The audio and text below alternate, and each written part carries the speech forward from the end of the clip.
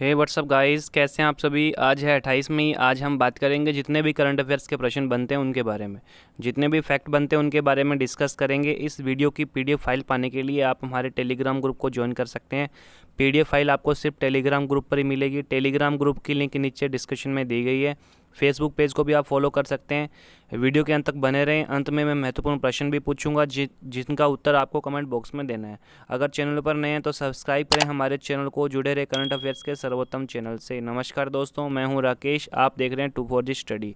Like करें, share करें और कमेंट करना न भूलें। कल के प्रश्न की बात करें तो कल हमने वीडियो में प्रश्न पूछा था, राष्ट्रीय प्रेस दिवस कब मनाया जाता है। राष्ट्रीय प्रेस दिवस कब मनाया जाता है, इसका आंसर आपको कमेंट बॉक्स में देना था। कुछ बच्चों ने इसका आंसर दिया, बिल्कुल सही है। 16 नवंबर को राष्ट्रीय प्रेस दिवस मनाया जाता है। बात करते हैं अगले क्वेश्चन की। तो अगला क्वेश्चन हमने पूछा था, लाल बहादुर शास्त्री भारत के स्वतंत्रता सेनानी के साथ साथ प्रधानमंत्री पद पर भी रहे। इनका निधन किस देश में हुआ। आपको इसका आंसर देना था कमेंट बॉक्स में। तो इनका निधन हुआ उज्बेकिस्तान में। उज्बेकिस्तान के ताशकंद में हुआ इनका निधन। लाल बहादुर शास्त्री का निधन हुआ उज्बेकिस्तान में। बात करते हैं आज के पहले क्वेश्चन की। तो आज का पहला क्वेश्चन है दोस्तों, राष्ट्रीय खेल 2022 में होंगे, इनकी मेज़बानी कौन सा राज्य करेगा। तो नेशनल जो गेम हैं वो 2022 में होंगे, मेज़बानी कौन सा राज्य करेगा, इसका आंसर बताना है। तो इसका आंसर है मेघालय। मेघालय इसकी मेज़बानी करेगा। अब मेज़बानी मेघालय करेगा तो बात करें मेघालय की, तो मेघालय की राजधानी है शिलांग। मेघालय के मुख्यमंत्री है कोनराड संगमा। मेघालय के राज्यपाल है तथागत राय। लोकसभा की सीटें हैं 2 और कुल जिले मेघालय में आते हैं 11। ये था मेघालय। अब बात करते हैं अगले क्वेश्चन की। तो अगला क्वेश्चन है आपका, हाल ही में देश का पहला संस्थागत वैकल्पिक विवाद समाधान केंद्र भारतीय विवाद समाधान केंद्र, यानी जो पहला संस्थागत वैकल्पिक विवाद समाधान केंद्र है उसका नाम है भारतीय विवाद समाधान केंद्र। इसका उद्घाटन किया गया। इसका मुख्यालय कहाँ होगा। तो इसका मुख्यालय आपको बताना है। तो इसका राइट आंसर है नई दिल्ली। नई दिल्ली में इसका मुख्यालय होगा भारतीय विवाद समाधान केंद्र का। भारत ने हाल ही में पहला संस्थागत वैकल्पिक विवाद समाधान केंद्र का उद्घाटन हुआ है। इस केंद्र का नाम भारतीय विवाद समाधान केंद्र है। इसका उद्घाटन सिंगापुर अंतर्राष्ट्रीय वाणिज्यिक न्यायालय के अंतर्राष्ट्रीय न्यायाधीश और सुप्रीम कोर्ट के जो रह चुके हैं न्यायाधीश AK सिकरी ने किया।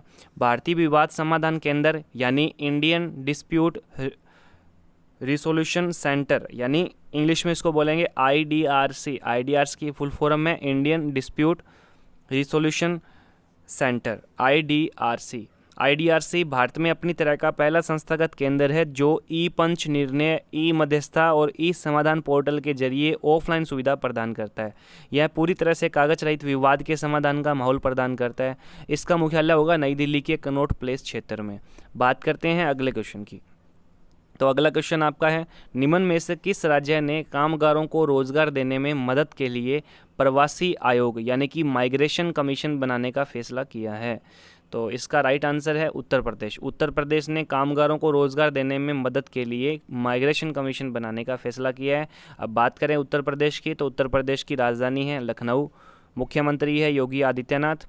उत्तर प्रदेश के राज्यपाल है आनंदीबेन पटेल। उत्तर प्रदेश में लोकसभा की सीटें हैं 80 और उत्तर प्रदेश में कुल जिले आते हैं 75। बात करते हैं अगले क्वेश्चन की।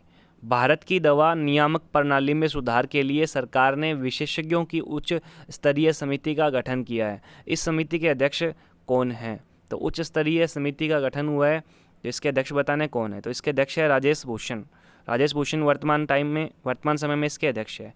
बात करते हैं अगले क्वेश्चन की। तो अगला क्वेश्चन है, हाल ही में टेनिस खिलाड़ी जेमी हैम्पटन ने प्रोफेशनल टेनिस से संन्यास की घोषणा की। ये किस देश के खिलाड़ी है।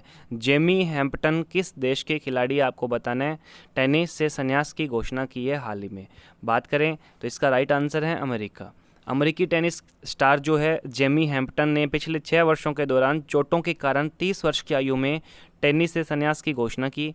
जेमी हैम्पटन ने 5 ITF खिताब जीते हैं। अब अमेरिका से हैं तो बात करें अमेरिका की। अमेरिका की राजधानी है वाशिंगटन DC। अमेरिका के प्रेजेंट टाइम में प्रेसिडेंट है डोनाल्ड ट्रंप। अमेरिका की मुद्रा है अमेरिकन डॉलर। अमेरिका की संसद का नाम है कांग्रेस। बात करते हैं अगले क्वेश्चन की। अगला क्वेश्चन है, फिक्की लेडीज़ ऑर्गेनाइजेशन ने हाल ही में किसे अपना नया राष्ट्रीय अध्यक्ष नियुक्त किया है।